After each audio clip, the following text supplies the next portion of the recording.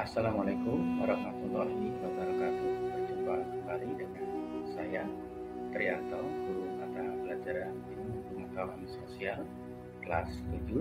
Pada kesempatan kali ini kita akan membahas materi tentang kehidupan masyarakat pada masa Islam. Adapun tujuan pembelajaran, setelah proses pembelajaran, peserta didik diharapkan dapat menjelaskan teori masuknya Islam ke Indonesia, menjelaskan proses penyebaran Islam di Indonesia, dan menjelaskan pengaruh Islam terhadap kehidupan masyarakat di Indonesia. Selanjutnya, kapan Islam masuk ke Indonesia? Ada beberapa teori tentang proses masuknya Islam di Indonesia. Yang pertama, menurut Hamka, Islam berasal dari Arab atau Mesir yang masuk ke wilayah Indonesia pada abad 7 Masehi. Sedangkan menurut Anthony H. Jones, Islam dibawa ke Indonesia oleh para musafir. Dan menurut catatan dinasti Tang tahun 674 Masehi, telah ada permukiman Arab di Polsih atau Barus, pantai barat Sumatera. Selanjutnya, yang kedua, menurut Hussein Jayadiningrat, Islam berasal dari Persia. Bukti pendapat tersebut adanya kesamaan adat dan tradisi dari masyarakat Persia dengan masyarakat Indonesia.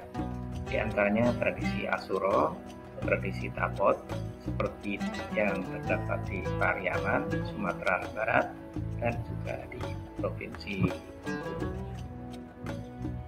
Selanjutnya, teori yang ketiga adalah menurut Senokor Punya dan Mokwet, Islam masuk dari Gujarat, India pada abad ke-13 sampai 14 Masehi.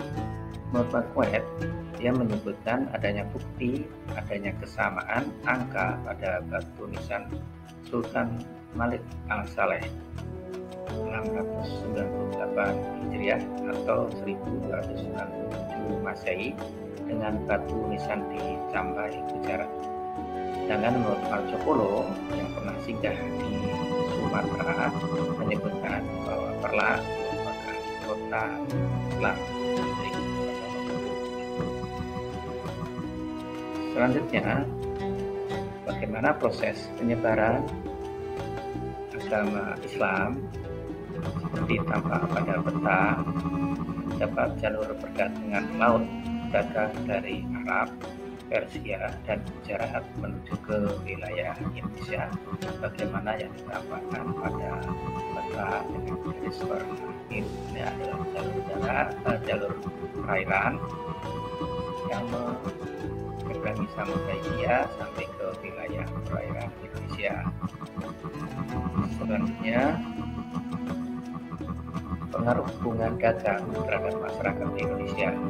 Ketika perdagangan di sekitar Selat Malaka dan daerah lainnya di Nusantara semakin maju, maka para pedagang dari Arab, Persia, dan Gujarat pun turut meramaikan aktivitas perdagangan internasional pada waktu itu.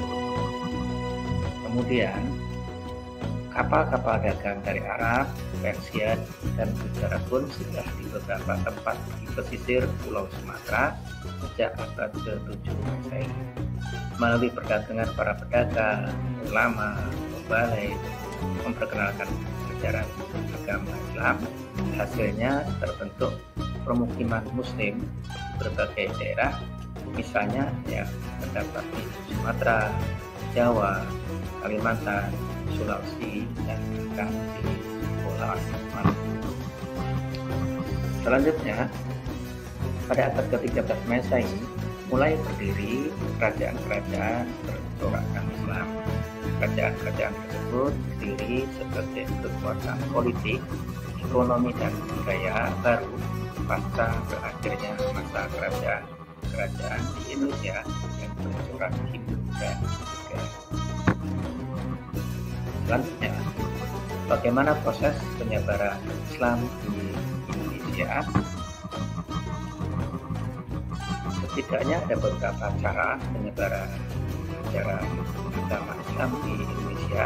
Yang pertama adalah melalui perdagangan.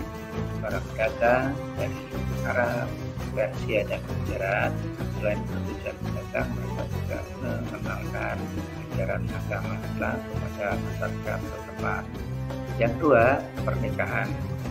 pernikahan antar pedagang dari Arab, Persia, dan Gujarat yang beragama Islam itu akan berpengaruh terhadap kehidupan kepercayaan kepada masyarakat di Indonesia, terutama yang menikah dengan orang-orang yang berasal dari Arab, Persia, dan Gujarat yang beragama Islam. Contohnya ulama Maulana Ishaq yang menikah dengan putri dari Lambangan. Yang ketiga, cara pendidikan dilakukan di pondok pesantren atau surau. Pendidikan yang dimaksud adalah pendidikan untuk mengenalkan atau mengajarkan ajaran Islam.